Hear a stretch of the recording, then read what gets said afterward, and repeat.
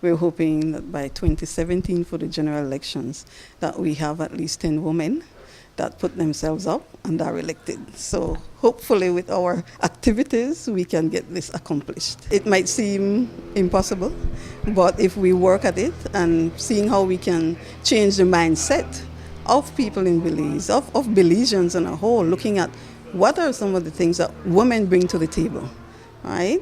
And looking at how we can work together.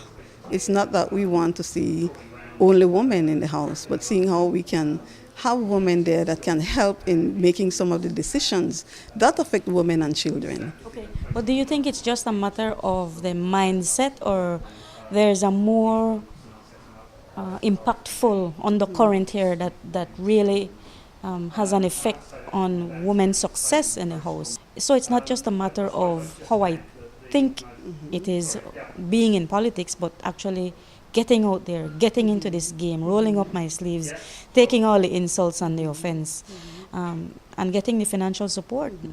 So then that can change. That is what we want to change, to see how we can change that.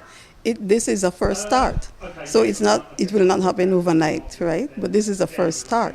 And so to see how, when I say talk about changing mindset, even within the parties, even looking at how do you view women in political leadership, how do you view women within your parties, right? So even changing that within political parties, changing it with the populace, changing it with young people, with household, because women are the backbone of anything. Even in the political arena, it's the women who do the work behind the scenes. So why can't women be in the front, that we can see how people see us? Let people see that what we are worth. Seeing how, as women, even gaining their self-confidence, because one of the things is also having that confidence, even to be, like you were saying, some of the things, this slandering, within the campaigns, looking at how can, we need to change that. It doesn't have to be the same.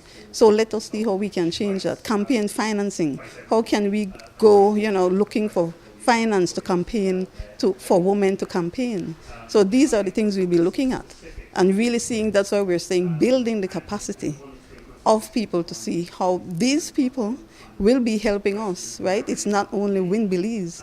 The persons who are being trained will go out into their communities and also mobilize people and train, and even doing public speaking, helping them to gain that confidence. Okay, now let me ask you this. Is your objective as a unit simply to have the other gender represented in the house, the females represented, or do you feel that having females in the house, having women in the house, is going to cause some significant change in the running of our country?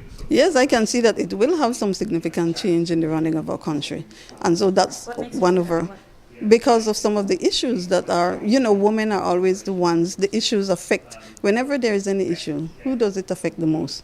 Women and children, right? And so if you have women at the table, you can see where some of the decisions that are being made will be different. When you look at poverty, when you look at economic issues, right?